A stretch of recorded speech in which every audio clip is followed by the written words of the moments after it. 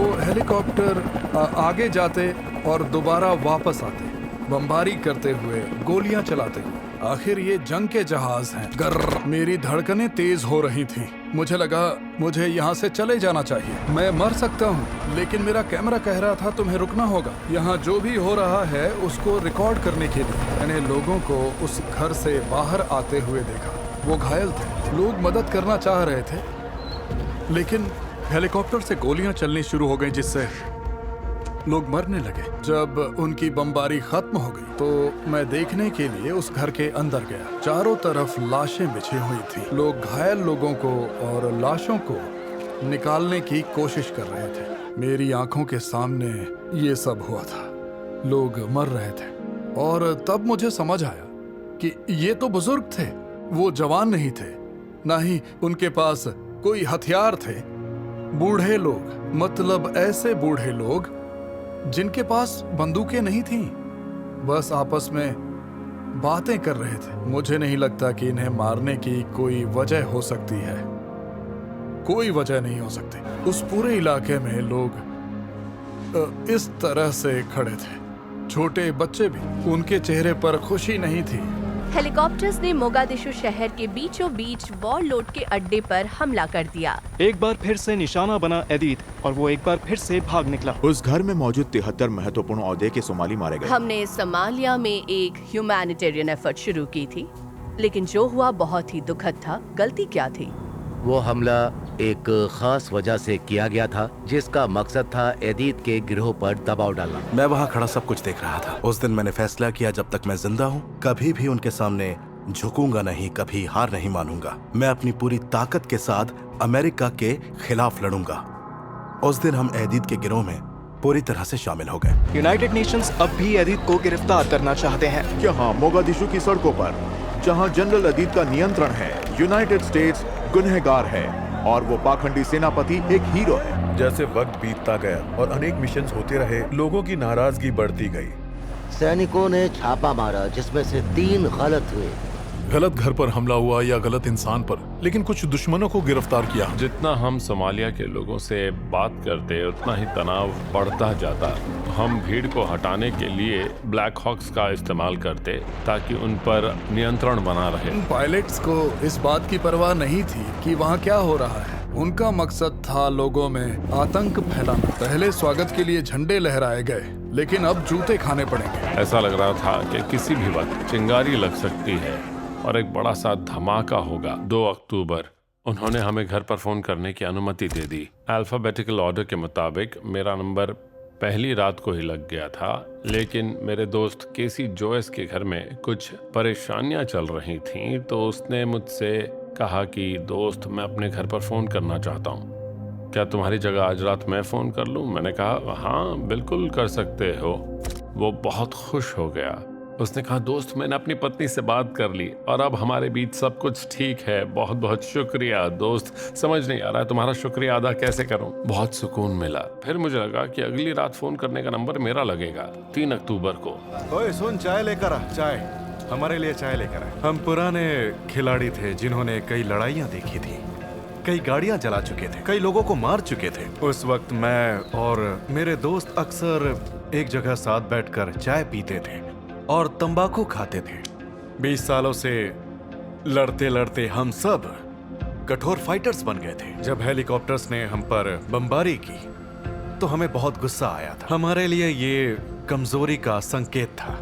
एक कमजोर इंसान ही दूर से हमला करता है। हम उनके साथ लड़ना चाहते थे, फेस टू फेस, बस और कुछ नहीं।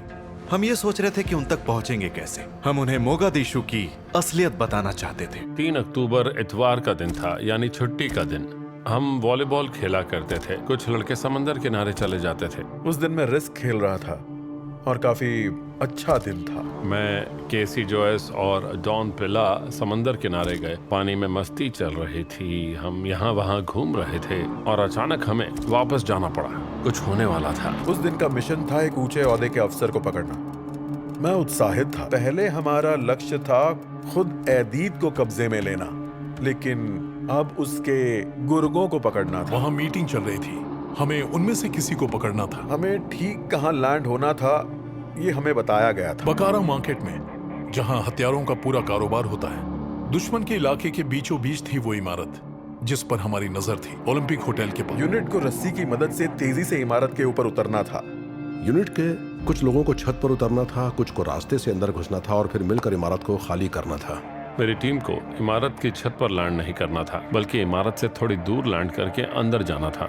जब वो इमारत के अंदर जा रहे थे उसी वक्त हम उसके चारों ओर ब्लॉकिंग पोजीशंस ले रहे थे। रेंजर्स रस्सी की मदद से चौराहों पर उतरने वाले थे ताकि ना कोई अंदर आ सके और ना कोई बाहर जा सके। हम एक बहुत ही उम्दा जाल बिछा रहे थे। गाड़ियों का कारवां यूनिट के अफसरों को, रेंजर्स को और कैदियों को बेस वापस लेकर जाने वाला था। मेरी माँ हमेशा की तरह उस दिन भी सब्जियां बेचने के लिए बाजार गई हुई थी। स्कूल जाते समय मैं और मेरा भाई मस्ती कर रहे थे, एक दूसरे को चिढ़ा रहे थे, एक दूसरे का मजाक उड़ा रहे थे।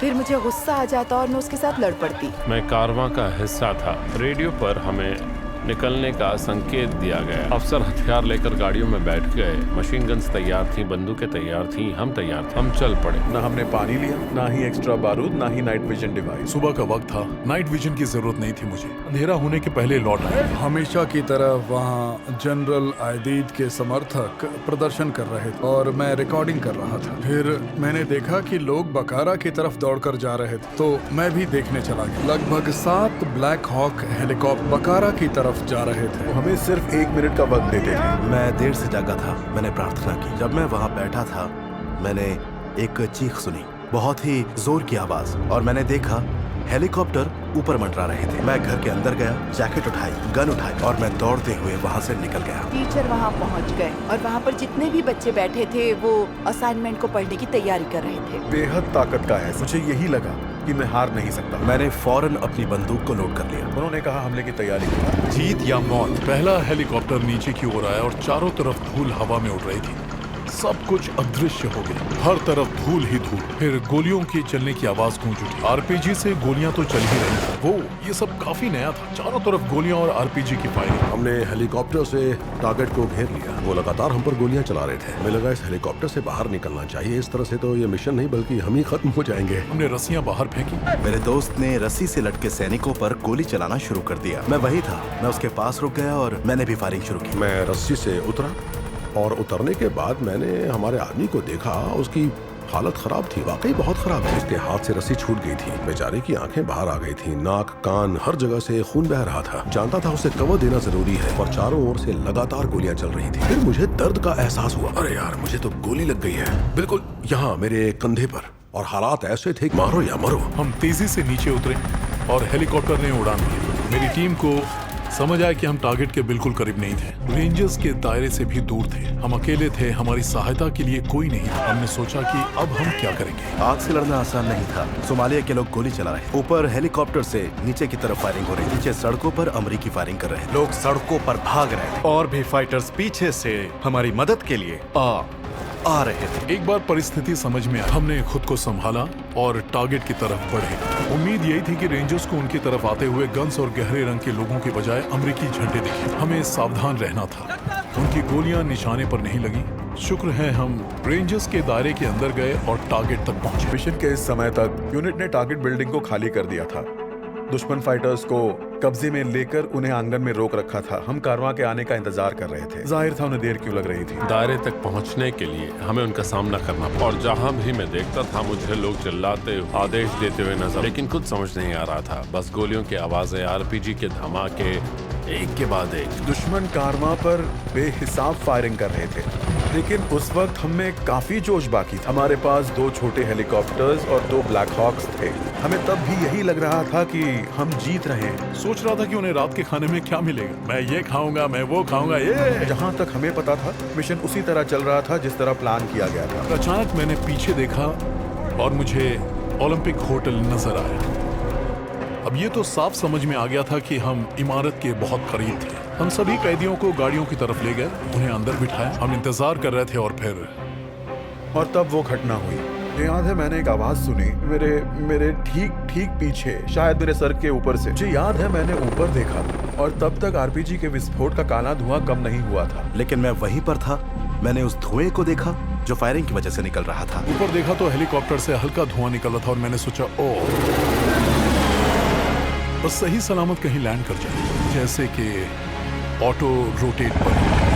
और अचानक मैंने वो नजारा देखा, सब मेरी आंखों के सामने था। हेलीकॉप्टर तेजी से घूमने लगा और मैंने सोचा बस ये इसी वक्त कहीं लैंड हो जाए। अब शुरू हुआ अंतिम घुमाव। दूर तक उस हेलीकॉप्टर को देख पा रहा था। हेलीकॉप्टर क्रैश हुआ है। एक ब्लैक हॉक को उड़ा दिया गया है। एक जोर का धमाका सुनाई दिया।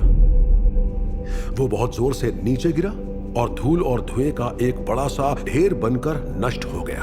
उस ब्लैक हॉक को नष्ट कर दिया और उसके बाद तो वहां सब कुछ पूरी तरह से बदल गया। उस हेलीकॉप्टर का वहां पूरी तरह से बर्बाद होना मेरे लिए सबसे बड़ी खुशी का पल था। हेलीकॉप्टर क्रैश हुआ है। ऊपर से एक ब्लैक हॉक को मार गिराया। एक ब्लैक हॉक क्रैश हो गया है। अब क्या, मतलब अब क्या होगा?